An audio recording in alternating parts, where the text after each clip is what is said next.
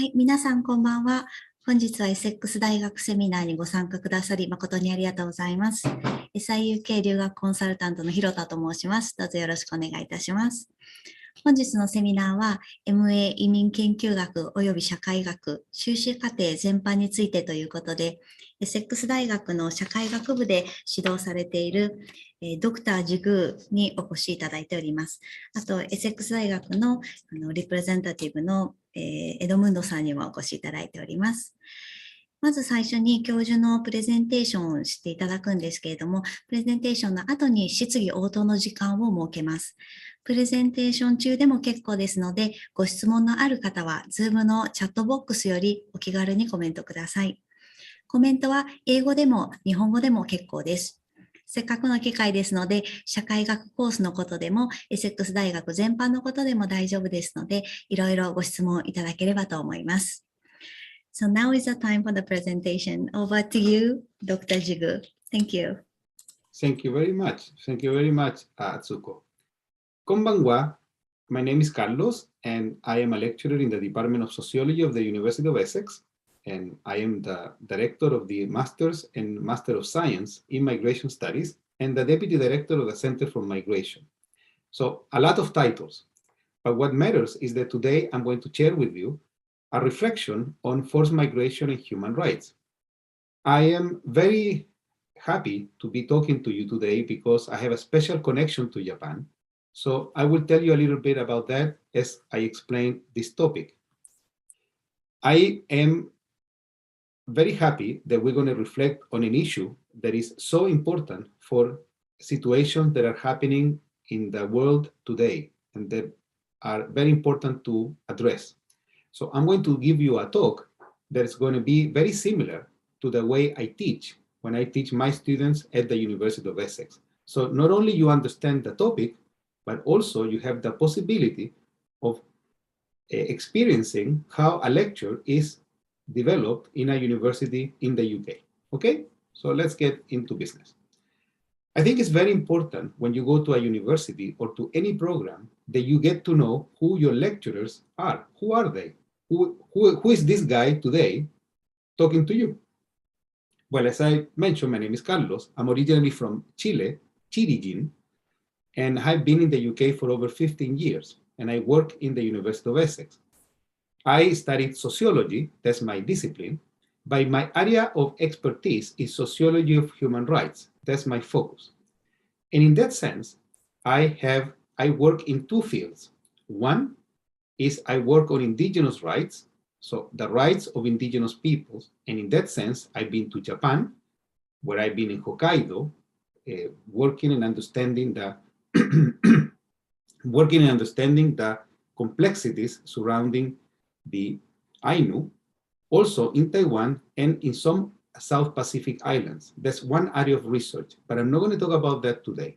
The second area of research of mine is the rights of asylum seekers and refugees in the east of England, here in the UK, where I work. So I work as a sociology of human rights, and that's what I do. I'm very close to Japan because I've been visiting Japan for many years, contributing to my colleagues in the University of Tokyo, the University of Kobe, and the University of Sofia. And I'm very close also to my friends in the University of Miyazaki. That is a very, very beautiful place with very good friends. So I always been in touch with colleagues in Japan who work in migration and supporting refugees, and I have welcomed Japanese students in the University of Essex as undergraduate students for the year abroad, or when they come to study the master's in migration or the MSc in migration.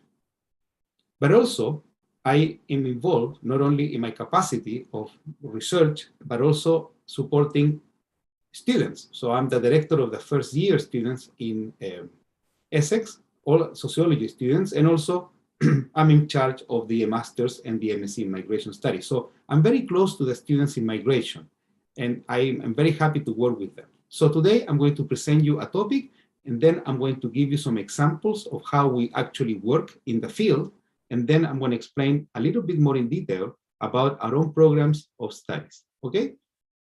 Let's get started. And I'm trying not to speak very fast because I'm very enthusiastic, I'm very energetic, so I'm trying to slow down. Hopefully I will make it. Okay, so my first reflection is this: globalization. In order to discuss refugees and in order to discuss forced migration, it's absolutely essential that we understand what globalization actually is. We all agree, all of us, that we live in a very increasingly interdependent world. So what happens in Japan, what happens in Ukraine, what happens in Syria, what happens in Brazil, what happens in the UK, whatever happens is interconnected with others. Not only we live in a world that is highly interdependent in terms of mobility, people moving from one place to another, but also in terms of technologies, in terms of finance, in terms of health. The COVID pandemic, for example, reminded us about how the world is so highly integrated that if there is a pandemic, it affects everyone, everywhere. So this is very important to remember. We live in a very interdependent world. To believe that countries can be isolated is an illusion because it doesn't work like that anymore. Everything is very interrelated. We know that this world that is very interrelated, interdependent, we have free movements of capitals and goods that are going from one place to another. So if in Osaka, there is an assembly line of cars, those cars will be sold in Brazil or in Chile, but some pieces of those cars will be made in China, they will be made in Taiwan, they can be made in the United States, and they're all put together. So we live in a very interdependent world. We know that technologies help us to integrate this world even more. The fact that, for example, at this very moment, you are in Japan.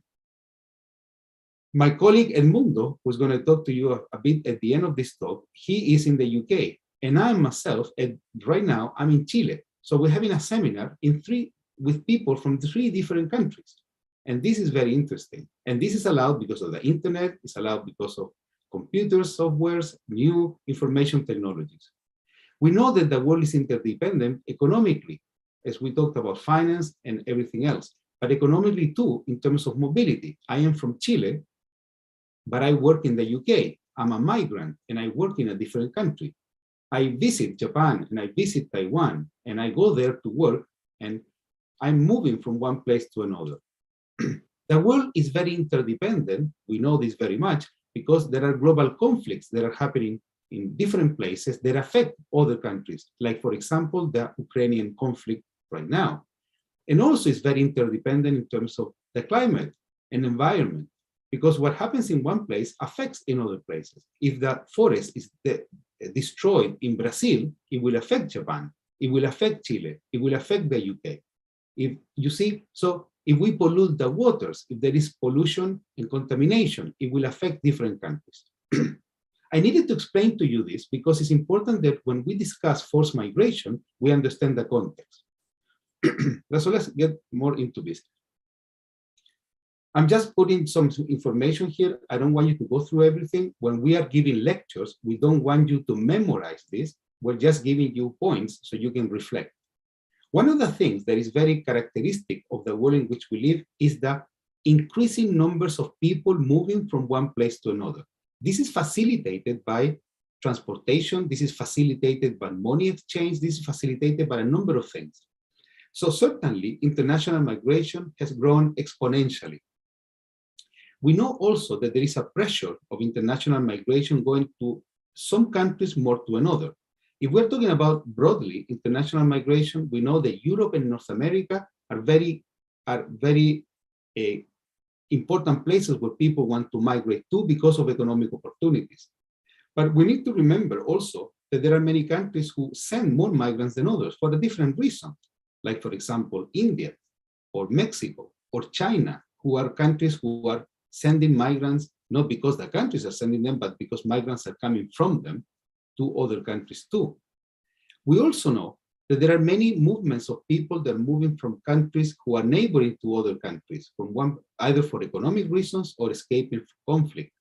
So it is really important to understand that, because conflict is a very important catalyst or push factor, as we say in migration studies, that pushes people away. People are fleeing war, are fleeing conflict, are fleeing poverty, are fleeing persecution. They move to places where they can feel safe. We have continuous refugee crisis.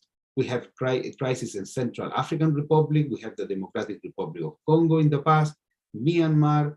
We have Syria, Yemen, in Venezuela, Afghanistan, and nowadays Ukraine.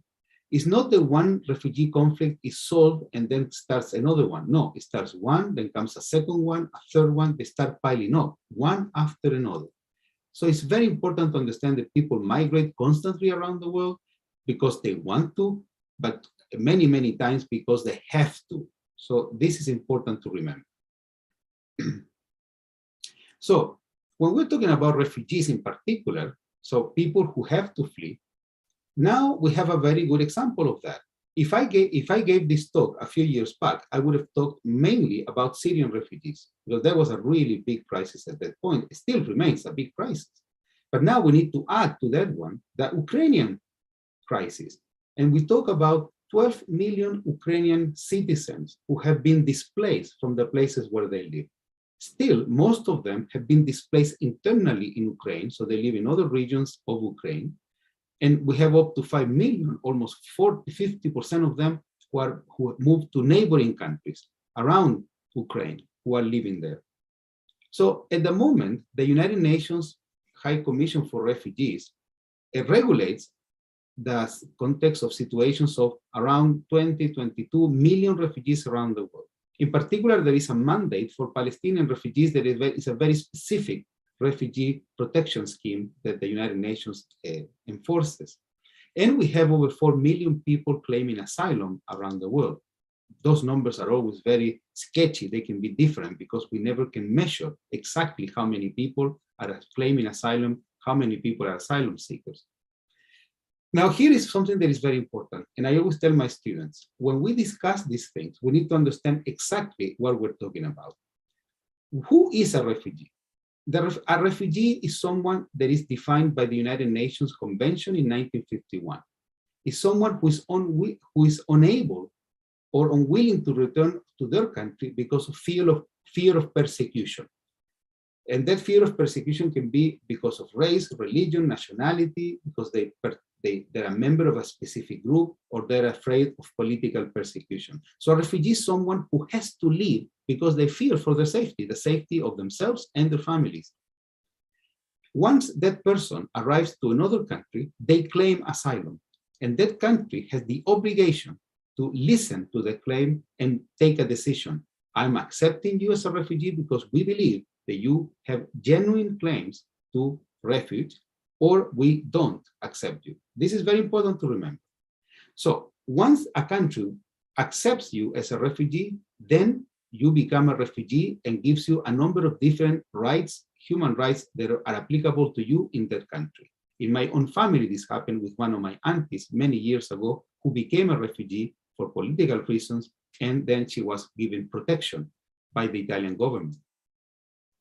An asylum seeker is someone who's claiming asylum, is knocking at the door of a country saying, I want to claim asylum. I fear for myself. I fear for my family, and I want to claim asylum. Please protect me. Because of the Human Rights Convention, I have the right to claim asylum. So the asylum seeker is claiming asylum. He hasn't been protected yet.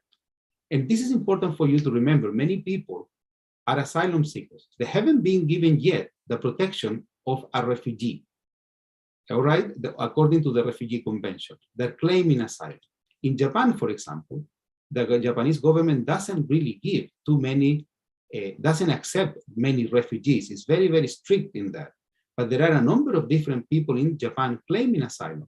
The problem is, if you are a refugee, you have rights. You have the right to work, the right to study, the right to remain, and so on. If you're an asylum seeker, you can be detained, you can be deported, you don't have the right to work, and so on and so forth. Very important distinction. So it's important that you know what are you talking about when you talk about refugees and asylum seekers. So why am I mentioning rights? Because we tend to forget that human rights start from this convention in 1948, approved by the United Nations, that establishes human rights universally for everyone to enjoy. And there are two articles that are particularly important. Article 1, that basically establishes the equality of rights. Everyone is born free and equal in dignity and rights. So every single human being enjoys human rights. Not one person doesn't have rights. And the other thing is in Article 2 is that although everybody is equal in rights, governments cannot make distinctions about governments cannot make distinctions about rights of one against others. Everyone enjoys the same rights, no distinctions. It doesn't matter of your race, your nationality, your sexual orientation, your political beliefs, it doesn't matter. You have rights as a human being and those rights are protected and governments have to respect those rights. So this is important, remember that general topic. And the other thing that is very important to reflect, and this is something that sometimes we forget, is that although the convention establishes human rights for everyone, those rights, in order to be effective, have to be mediated by the nation state. So if the nation state doesn't respect those rights, they just remain a formal declaration with no real meaning. So there are many international treaties and conventions on human rights. That's absolutely true. But in order for those rights to be effective, they need to be recognized and implemented and enforced by nation states. Now, what is the most important and safe way for people to enjoy the rights? Excuse me, I needed to drink some water. Citizenship. Each one of you is a citizen of the Japanese state. I am a citizen of two states. I'm a citizen of Chile, where I come from, but I also have Italian citizenship. So I have two nationalities. That means I'm citizen of two different states. And also I have indefinite leave to remain in the UK. So I'm not a citizen of the UK, but I have many rights because I work in the UK. So I have different schemes applying to me that give me rights. When you're a citizenship and you have a passport that proves that, you are entitled to all the rights that the state gives you. If you're a Japanese citizen, the Japanese government gives you a number of rights, and also you have duties to the Japanese state. But the question is, what happens with people who are living in these countries, in Japan, in the UK, in Chile, who are not citizens? Well, those people who work in countries and who are not citizens, they have different type of rights. Some of them, when they're, for example, if I'm hired by a Japanese university, and if I go to Japan, I will have a special visa, and I will have some rights, but not all rights. I wouldn't have the same rights than a Japanese citizen. I will have fewer rights. But if I am an asylum seeker in Japan, then I basically have very little rights, right? And if I am an intern doing some contractual work in southern Japan, in agriculture, for example, for 3 or 6 months, as the schemes that in Japan and many places in Southeast Asia they have, then I will have some rights to work for limited periods of time. Maybe my children will have some right to study for a limited amount of time. What I'm trying to say is that rights are very complex because the Declaration of Human Rights gives rights to everyone. But in practical terms, states decide how many of those rights can be applicable to each individual person according to what they're doing in that particular country. So people, when they claim asylum, they're non-citizens. But also, it's important to remember that that applies to issues such as the nation state controls and police the borders, so they will monitor who's coming or not. They will establish, in some cases, some very strict restrictions on people who can claim asylum. Some countries are more flexible and some countries are very harsh on this. And also some countries will limit the amount of rights to work or welfare that they will give to, for example, undocumented migrants or asylum seekers. So they will keep them very, very tight because the message is, if we put very strict conditions, then people will be less likely to come to our countries. So it's a way of, putting a wall, an invisible wall, as I say. So these are important things. So human rights is a very general principle, but in actual terms, we need to understand how the nation state actually works with those rights. The thing is this, the challenge, if we put it like that, is that the nation state remains very important. This is why, for example, in our studies in migration, we spend a lot of time reflecting and thinking about how the nation state actually works. What is the relationship in relation to that? So one possible way looking forward is what we call the Cosmopolitan Idea. And that means maybe we can imagine a world without borders. Now, this might sound to you as something very utopic, something very idealistic. But you know what? that is precisely what it is. It is an ideal. And why do we need ideals like this idea of a world without borders?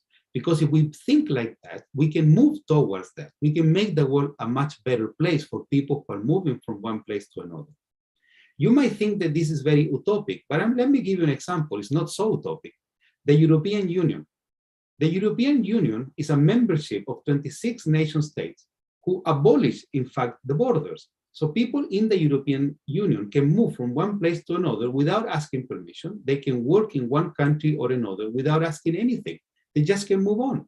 They can work, they can travel, they can stay, they can claim benefits, they can claim welfare with certain conditions, but they can move from one, they can study from Spain to Germany, from Germany to Lithuania, from Poland to Hungary. They can just move from one place to another, no problem. Borders, so each nation state remains a nation state, but they come into this coalition of countries where people can move from one place to another, to the point that if someone is German or Italian, basically they have two citizenships. They have the citizenship of Germany and Italy, but also they have the citizenship of the European Union. So in fact, it is possible to think of a world without borders because the European Union has proven that this is possible. And this is important to understand. So the cosmopolitan ideal is an ideal, but it's an ideal that helps us move forward. As I mentioned, the European Union is a really good example of that, as you can see in this slide.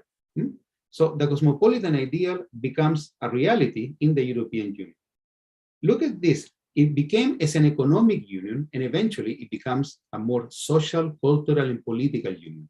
Each country remains unique, but people can move from one place to another with no problem. And remember, this allows for people to create a new type of consciousness. So you are from Italy, but you have this strong sense of attachment to the European Union. So you feel very comfortable in Brussels, in Belgium, or you feel very comfortable in Madrid, in Spain, or anywhere else in the European Union. It's very, very interesting. However, though, even though the European Union has been very successful in creating this, there have been very important crises that have affected this. First of all, the refugee crisis in 2015 and 2021. When many people started fleeing wars in the Middle East, or from Afghanistan, or from Africa, then the European Union became a little bit complicated in terms of, okay, we have no borders between us, but should we allow others to come here? This is a political issue, very complicated. And then Brexit, when the UK decided to leave the European Union because they said, we want to control our borders. We don't like this idea of open borders. So there was a kind of reaction against the European Union project, against the cosmopolitan idea. So today, in the UK, a British student cannot go and travel and live in Europe just because they want to. No, no, no. They need to ask a visa. They need to go through a number of processes. Very interesting to reflect about.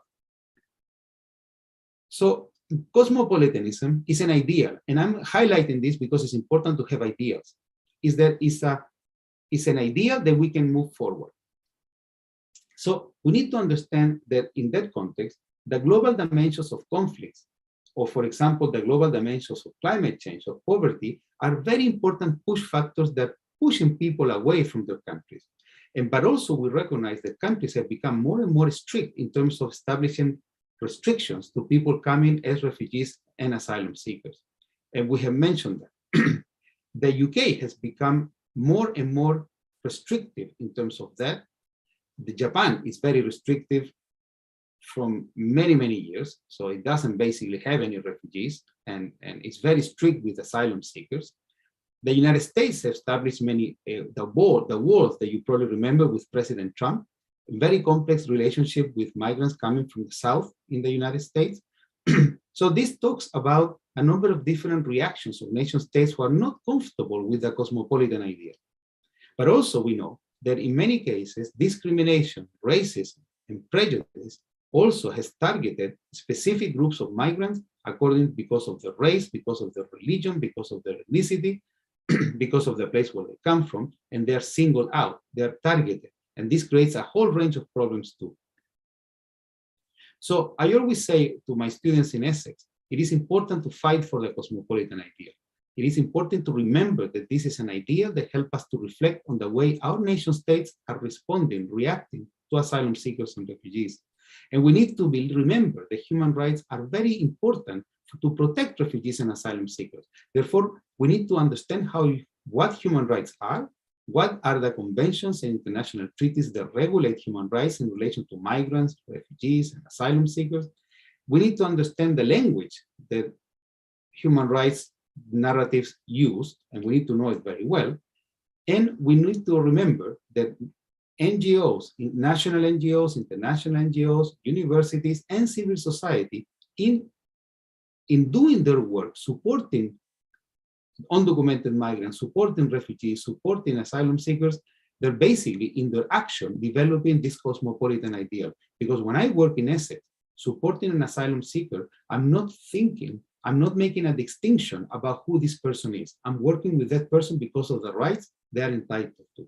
This is what maybe some of you do in your volunteer work. So, towards the final part of my talk, this comes from what I told you before is an academic reflection. That's what we do in an academic seminar when you study with us, right? That's what we do. We kind of discuss these ideas. And I'm telling you exactly how I work with my students. But also, we are trying to reflect on those issues in terms of practical things. And one of the things that we have learned in our work is that when we talk about refugee support in the level of civil society, we try to integrate a human rights-based approach. And there are three instances in those who work as volunteers with refugees. And in Tokyo, there are a number of organizations who do that, also in Osaka and other places, in Japan, in the UK, in many cities.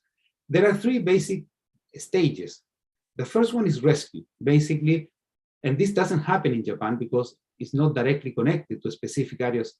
Also, it doesn't happen in the UK, but it does happen in Greece, it happens in Italy, it happens in border places, it happens in Turkey. Rescue, meaning when people just arrive, and then you need to do something about this. Then you help them to just survive. Second stage is reception. You welcome them and you try to provide them to cater for their basic needs. Accommodation, housing, health, education, safety, a number of different things. And finally, if that process continues, is integration, when basically you help refugees be part of society. So first is rescue, emergency. They just arrive into your shores. Japan did that in the 1970s with Vietnamese refugees, where many thousands of them arrived to Japan, and the Japanese government provided rescue support, then reception, and then they moved towards integration. We did this here in Colchester, where the University of Essex is, in relation to Syrian refugees in particular. You can see a photo there of a very nice cooking workshop with Syrian refugees in Colchester. So it is important to remember this concept of human rights approach. And that means that when you work with refugees, when you work with asylum seekers, when you work with forced migrants, you need to remember that whatever you do, there is a human rights structure to that work. That means, for example, that you take seriously them as actors who participate in the initiatives that you take. It's not about you telling them what to do. It's not about you deciding what is best for them. You work with them. They have the right to talk. They have the right to participate. They have the right to say what they think about the actions that you're developing with them. You need to focus on those who are more marginalized, those who are more excluded, and you need to work with them in order to facilitate and strengthening their capacities and their capabilities. It is very important not to look at refugees and asylum seekers as victims, but as people who have dignity and people who have the capacity to contribute to their own lives and to the society where they have arrived. And this is an important approach that any NGO, international NGO or local NGO, or even governments have to use. In the UK, as I mentioned, in Colchester, we did this in action. So it's not only about thinking, it's about doing it. And in 2015, we were part of a big movement of civil society to welcome Syrian refugees.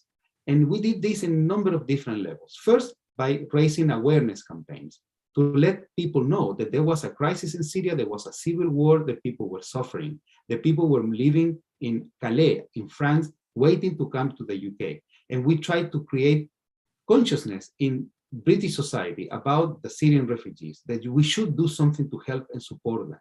Secondly, we created a community network, the university, the local council, NGOs, charities, the local library, schools, and so on. Everybody together trying to do something. And then we started to develop not only awareness campaigns, but also very practical campaigns when the first Syrian refugees arrived, helping them to find accommodation, developing their skills, teaching them English. You know how important it is to help refugees and asylum seekers and migrants to learn the language. And you know how difficult in Japan it is, for example, for anyone who doesn't speak Japanese to learn Japanese. So we developed a number of different initiatives. And that led us to be very successful that Colchester, our town, became what we call a city of sanctuary, a place where people can feel safe. And we started another campaign in 2021 for Afghan refugees, and we created scholarships for Afghan refugees in Essex. We already have some for other refugees, and now we're having a new one for Ukrainian refugees. So as you can see, this doesn't stop, it continues. So in Essex, we created this culture of refugees. But you know what is interesting about this? This movement didn't start from the university down. It didn't start from somebody who told us. It started from the students. It started from colleagues, from academics, from local volunteers. It started from the bottom. All the photographs that I'm showing you are from my friends, from students, from master's students, undergraduate students, PhD students, who started to get involved. And we did so many things. We do so many things, helping refugees to be welcome and also to be integrated into British society. As you can see in these photos, these are examples of different community networks with local communities, schools, churches, charities, giving talks, creating awareness so people can get involved. So it's not only about to study this, it's about doing something about this. And our program is about merging them both. Here you can see students organizing their own solidarity campaigns, going to Calais, organizing festivals, organizing fundraising activities, organizing intellectual and seminars, so many different things. Very, very exciting. Also very important in Essex, there is a number of students who teach English to refugees and asylum seekers.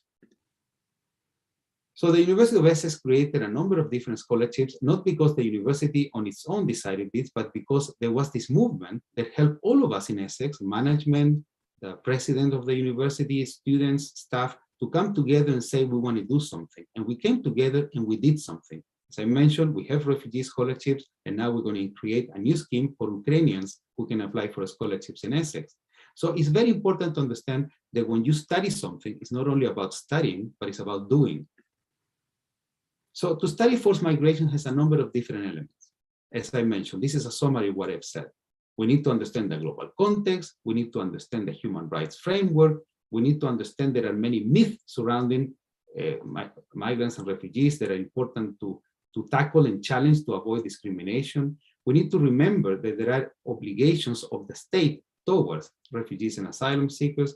We need to understand the process, the legal and administrative process that people have to go through when they have to apply for asylum. I don't know, if you're interested in this, do you know how it works in Japan? Do you know how is the administrative process for anyone claiming asylum in Japan? What do they have to do? How long it takes? Where do they have to go? And so on. Do they have any support? These are questions that we try to learn.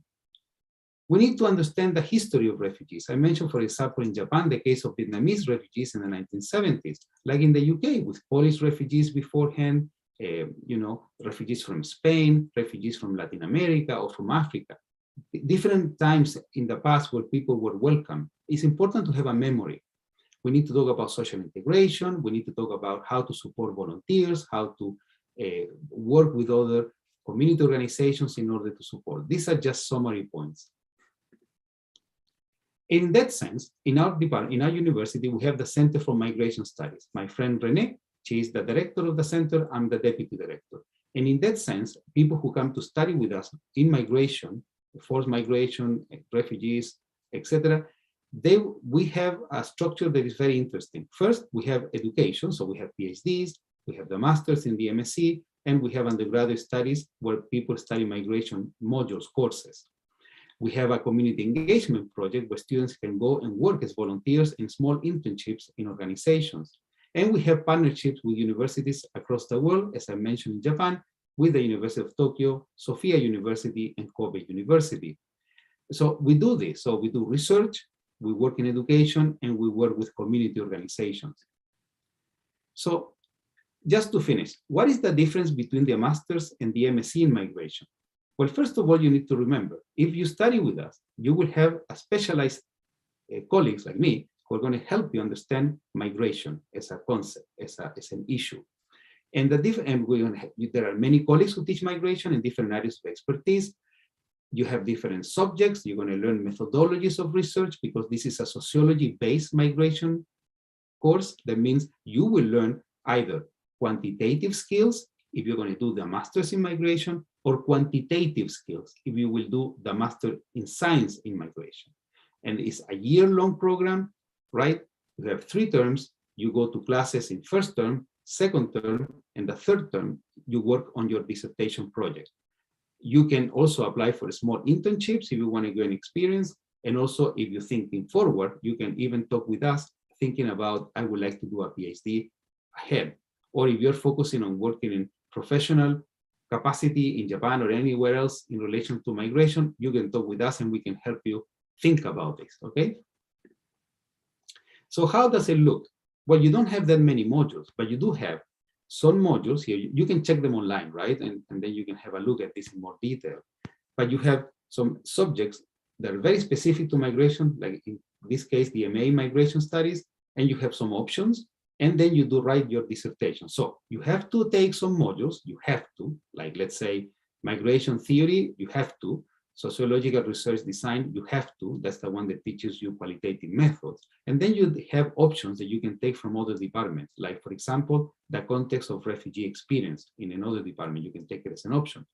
And then you work in your dissertation. There is a very long extended project with one supervisor. It can be me, it can be any of my colleagues, you work with that.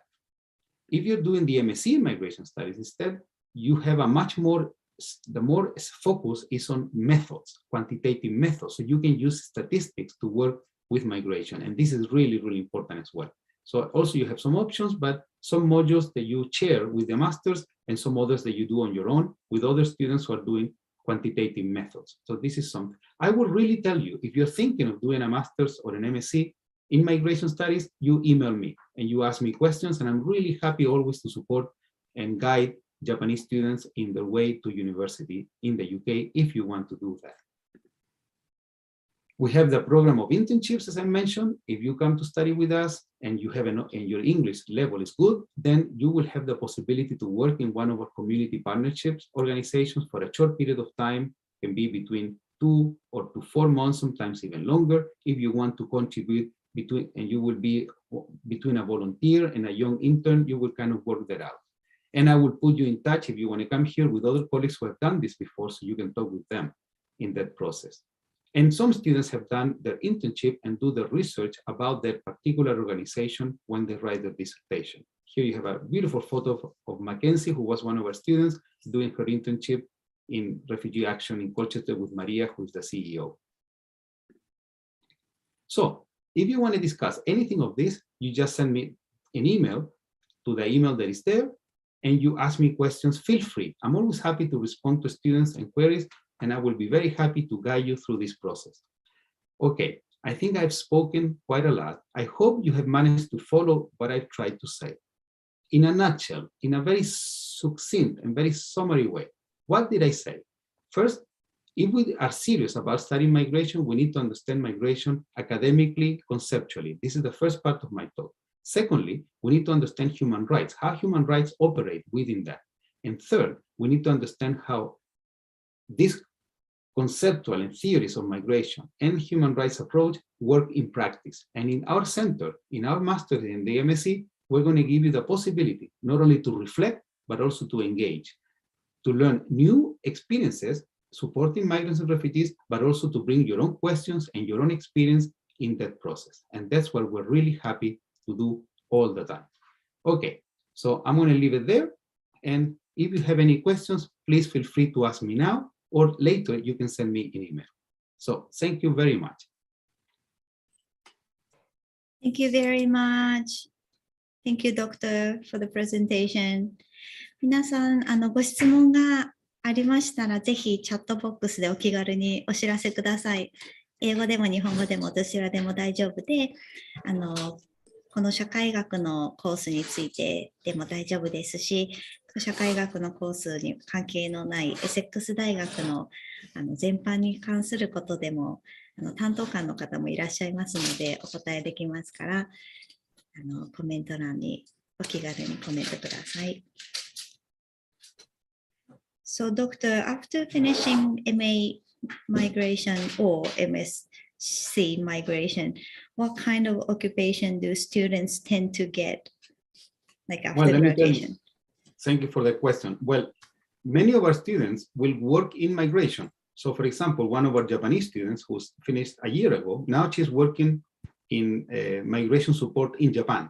That's a good, and she didn't work in migration support before she did the master. So basically she changed her career and now she's working in a migration support organization in Japan. That's one example. Other students are working in migration-related organizations in other countries because they go back to their countries and they work there.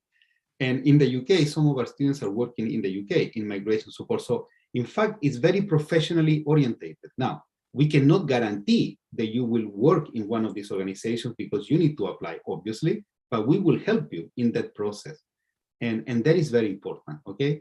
Other students would like to work in more human rights organizations, so they will bring their expertise in migration, so they can do that. But our professional approach is really towards migration, and that means to work in government or working in local councils, local municipalities, or NGOs who are supporting migrants, and that's what we do. That's what we do. And some of our students, very few, but some of them will try to do a PhD in migration because they want to do some more in-depth study on the field.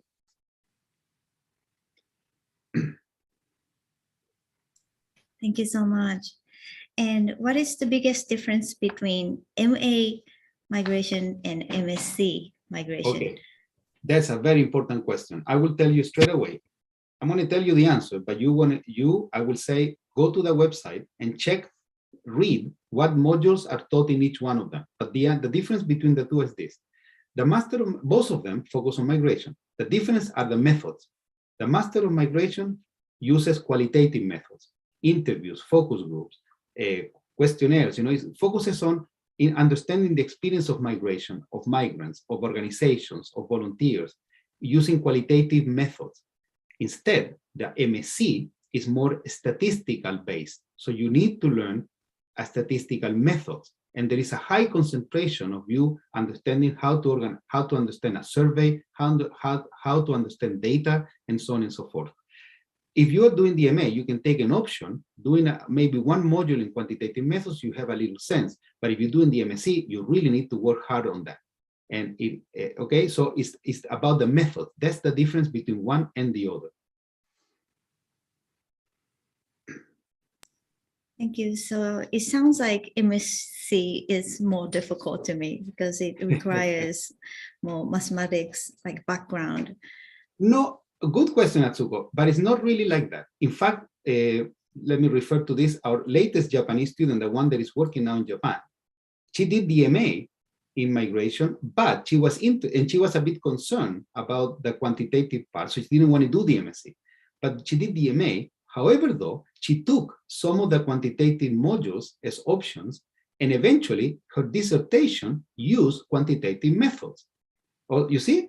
And although she was a bit afraid, she was very, but it's not like that. It's not that one is more difficult than the other. For example, to do interviews seems easy, but it's not. It's very complicated. And the ethical approval process and how you really do good interviews is very complex. So I will say it's all about how do you imagine yourself looking forward? And of course, you can always talk with me or with us, and we can help you decide what is better for you. You can apply to both and then make a decision in the last minute. It doesn't matter. Okay? But it's not that it's more difficult. It's just different. But you're right, Atsuko. Many times people are put off because, oh, but I don't have a background in statistics and it is too much mathematics. No. First of all, you don't need too much mathematics. And secondly, statistics is like a computer software. Once you know how it works, it just works. I see. Thank you so much, Doctor. So actually, I got a question from one of the students. Yeah. ご質問ありがとうございます。質問を読みますね。コースマスター在籍の学生の方の入学前の経験、キャリアと卒業後のキャリアについて伺いたいです。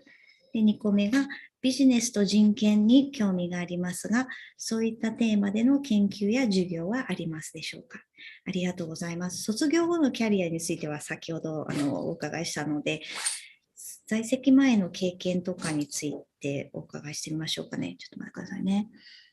So, the question is, I would like to know about experience and the career of students enrolled in a master course, like before they join the course. My student wants to know the experience and the career. Some students, when they apply to the Master in Migration or MSc in Migration, some of them have experience already. So they have worked before. They have worked in, for example, in Japan, we had students who have worked for JICA program, okay? So they have an experience. So they have, some of the students have worked in migrant support groups, or some of them have been volunteers helping in some different cities, in different countries, and things like that. Yeah, I would say that if we have, I would say like 70% of our students have some form of experience before. That's why they're motivated.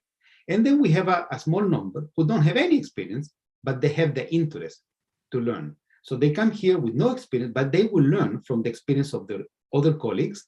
And in Essex, they will have the chance to gain experience. So if you're very young and you don't have many experience, then that's not a problem. You can gain experience with us. If you read the photograph that I showed of Mackenzie from the US, Mackenzie didn't have any experience working with refugees, zero. When she arrived here, she was very committed and enthusiastic, and she gained that experience, and she had this beautiful internship in an organization, and then she wrote a fantastic dissertation about refugee integration. And now she works in that. So you see, it's about the motivation, my friends. It's about what you want to do. That's what really matters. Oh, thank you so much. そこまで経験がめちゃくちゃある必要、あるとなお良いんですけれども、やってみたい、学びたいっていう姿勢だったりとか気持ちっていうのがやっぱり最も大切っていうことですね。So another question is, I am interested in business and human rights. Do you have any research or module on such a theme? We don't. In the Master in Migration, we don't. In fact, but that business and human rights is very specific. And in the Department of Human Rights in Essex, there is a business and human rights structure. Now, for people who are doing migration, who the focus is on migration, business is very important, because some research in migration focuses on migrant entrepreneurs. So basically how migrants themselves build business and the dynamics of that. And I have a very good friend of mine and colleague who works in the business school who researches on that. That's a very good topic. Atsuko, I have time for one more question. Yes. I'm sorry to say, because I have to teach Master Immigration students after you, all of you. Okay, thank you so much. So actually, there's the last question. Good. はい、スチューデント A さんですね。ありがとうございます。英語で書いてくださって。Thank you for the wonderful session. Apology for my lack of research. And this is an admin kind of question, but would Essex University offer part-time MA course in this subject or any other subjects for international students? Well, we don't offer a part-time. The MA and the MSc Migration cannot be studied part-time by international students. That's the answer for us, okay? But Edmundo, who's going to talk after me, can give you more details about that, because he's the expert. Edmundo, you are in mute. Atsuko, you need to allow Edmundo to talk, I think. Okay, Edmundo. Okay, thank you very much. Sorry. Yes. So yes, the answer is we offer part-time courses for all students, but international students who need a visa will find very, very difficult to get it because the UK government, okay? So you can apply for a part-time course, but it will be nearly impossible to get the visa. Atsuko, I'm going to have to go. So if I can say bye to everybody. Okay, thank you so much. Thank you so much. Well, thank you everyone for attending this presentation. I hope it was informative and also stimulating, because that's the spirit. Thank you so much, Atsuko, for organizing this. And I'm very happy that we are here. And Edmundo, thank you so much also for helping. And I know that Edmundo now is going to give you guys some other comments about Essex that I think is important. And I would like to say two things to finish. One, if you really believe that refugees and asylum seekers and migration is an important subject, it's something that you need to embrace professionally and personally. And secondly, if you want to develop this further and you have any questions, always feel free to email me in my email address there. I will always be happy to reply to you. I'm very close to Japan. I'm very good friends with many Japanese colleagues. So I have a special place for all of you, always. So thank you so much, all of you. And I hope you have a really good evening, because here in my country, it's very early in the morning. So goodbye to all of you. Thank you, Atsuko. Thank you, Edmundo. And we will be in touch. Bye-bye. Gracias, Carlos. Thank Bye. you, Doctor. Bye. Thank you. Thank you. Okay. Okay. Do you have two more minutes? Me? Yes, of course. Yeah. Okay. I'm happy Great. to, as many as you want. I can show you them as a presentation. I have to be quick, of course, but I can do that if you want me to. Okay. Actually, I have my student. Oh, okay. Student, I got some questions. And I believe you can answer to this question. Yeah, okay. スチューデント F さんの、ご質問で1番と2番ありがとうございます。2番に関してはちょっとドクターが授業で出てしまったので、ドクターに直接メールでお伺いしていただいた方が確実かと思うんですけれども、先ほどのプレゼンテーションによりますと、バックグラウンドにとか社会人経験とかにとても厳しい指定っていうのがなかったように聞こえたので、問題ないのではないかと個人的には思ったんですけれども、ぜひ教授に直接メールをして質問してみていただけますでしょうか。で、1番の日本の大学で博士課程後期の進学を計画しています。休学して海外の大学に留学を考えていますが、エセックス大学では二重在籍が可能でしょうかという方を、エドムンドさんに聞きたいと思います。Okay, so the question which I believe you can answer is that I am planning to go on a doctorate program at a Japanese university. And I would like to take a leave of absence and study abroad. So Okay. is it possible? If I understand, so is it possible to have double enrollment at the University of Essex? Do you allow like double enrollment? Yes, we can have visiting students. Okay, so this student is going to be studying a PhD in Japanese university. And she or he can come and do some research with us, spend a year or part of a year or more if they want. So yes, I'm just going to put my email in the chat so this person can email me with more details, like, you know, the area of the research, etc., and I can give them more information. So my chat is, oops, sorry, I sent it just to one student. Sorry. Okay. Now everyone can see my email. Yes, I can. Okay. Do you have doctor's email address as well? I think some of the students missed it. Do you have Carol's email address? Yes, let me just very quickly find it for you. Gigoux is okay, Gigoux. Okay, I'm going to Gigoux. Before I forget, Gigoux. Should be that one.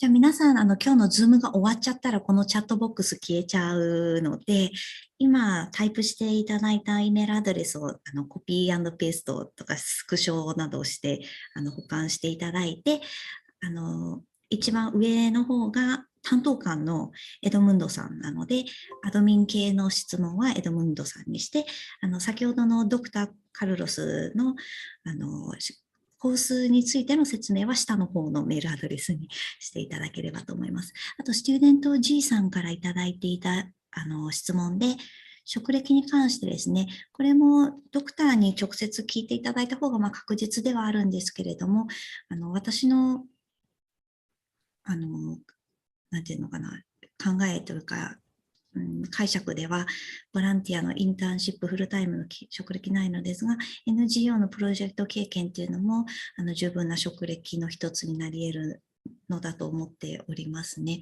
例えば、学生さんのみで、社会人経験というのが本当にないと、アプライできないっていうコースも、イギリスの大学には数多く存在はしますので、そういったコースで学生さんのままでこういったプロジェクト経験しかないですよっていうのはダメですって言われることも可能性としてはありますけれども、そういうような本当に社会人としての経験がないと入れないコースっていうのはエントリーリクエアメントのところに必ず明記されているので、そういった明記が特別ない場合はそういったプロジェクト経験もアピールの一つになるのではないかと考えております。はい。その他の何かご質問ありましたらチャットボックスに入れてください。大丈夫ですかね。